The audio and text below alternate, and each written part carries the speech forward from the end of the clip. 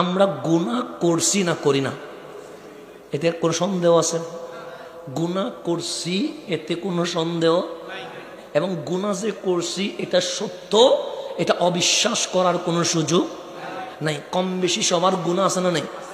কেউ যদি বলে আমি গুনাহ করি নাই, তাহলে বুঝবেন সে আর মানুষের কাতারে নাই, তিনি ইবলিসের কাতারে চলে গেছে। স্বাভাবিক, কারণ যে বলবে আমি কি করি নাই, তাহলে তার কাছে আর অহংকার চলে এসেছে, গর্ব চলে এসেছে। অহংকার মানুষের হতে পারে না, ফেরেশতার হতে পারে না, অহংকার তো ইবলিসের হয়। কথা ঠিক না? তা আমরা গুনাহ করছি এতে কোনো সন্দেহ? তা বান্দা গুনাহ করবে, মাফ করবে কে? আল্লাহ। আল্লাহ তো মাফ করবে, আমি কি মাফ করতে পারবো? আপনি যদি বলেন আমি নামাজ পড়ি নাই, মাফ করে দেন, আমার পক্ষে সম্ভব? সম্ভব। আমার কাছে জান্নাতও নাই, জাহান্নামও নেই, আমি আপনারা জান্নাতও দিতে পারবো না, জাহান্নামও, এটা এটা আমার কাছে দেয় নাই আল্লাহ। তো এখন আসলে আমি যেটা বলবো সেটা বলি। তাহলে আপনি নামাজ পড়েন নাই, মাফ কি আমার কাছে চাইবেন না আল্লাহর কাছে চাইবেন? রোজা রাখেন নাই, মাফ কার কাছে চাইবেন? মিথ্যা বলেছেন, কার কাছে চাইবেন? বান্দার হক নষ্ট করেছেন, বান্দার কাছেও চাইতে হবে, আল্লাহর কাছেও। তাহলে মাফ করার মালিক হচ্ছে আল্লাহ। সেই জন্য প্রতিদিন আমরা বলি ইয়াকা না'বুদু ওয়া ইয়াকা নাস্তাঈন, সাহায্য চাই কার কাছে? আল্লাহর কাছে। গভীরভাবে খেয়াল করবেন, তাহলে বান্দা গুনাহ করবে, আল্লাহ মাফ করবে।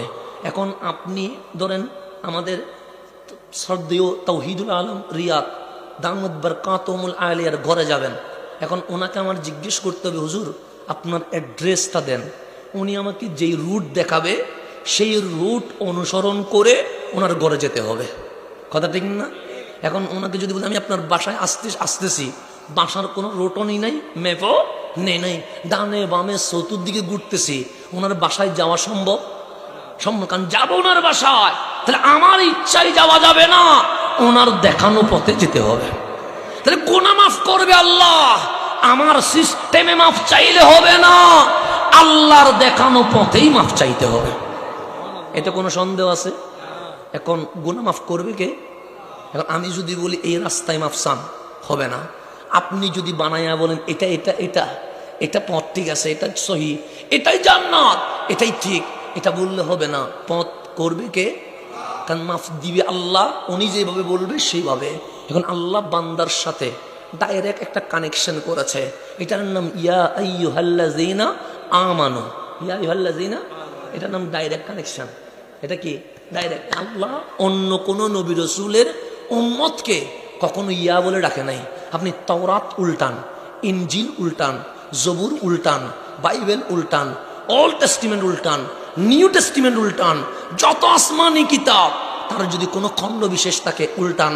আল্লাহ চাইলেন বাবা আদমের সন্তানকে কিছু বলবে, তখন বলেন ইয়া আদম, এ আমার আদম, আপনার সন্তানকে আমি আল্লাহর পক্ষ থেকে বলে দেন।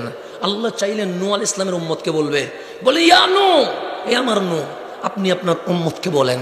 কিন্তু আল্লাহ ডাইরেক্ট বলে নাই এই বান্দা, এটা বলে নাই। কিন্তু যখন কোরআন খুলবেন, আপনার সম্পর্ক যখন কামলিওয়ালার সাথে বেজে গেছে, আল্লাহ ডাইরেক্ট বলছে ইয়া আইয়ুহাল্লাযীনা আমানু, মাঝখানে কিছুই নাই, মালিক ডাইরেক্ট আপনাকে মুমিন বলে ডেকে ফেলেছেন। ইয়া ইবাদি বলে ডেকেছেন ডাইরেক্ট, শুধু উম্মতে মুহাম্মদীকে ডেকেছে, আর কাউকে।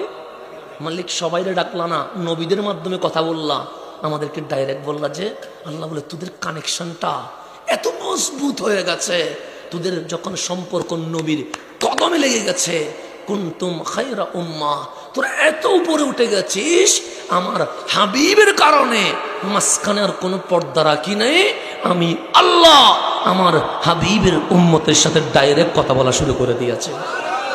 এটা হচ্ছে আমাদের ফজিলত। কাদের ফজিলত? আমাদের শরফ, এটা আমাদের শরফ। আল্লাহ আমাদেরকে দিয়েছেন ডাইরেক্ট কথা বলে। ইয়া আইয়ুহাল্লাযীনা আমানু 82 বারের উপরে আছে, ডাইরেক্ট কথা বলেছেন কে? আল্লাহ, শুধু নবীর কারণে, অন্য কোনো কারণে নয়।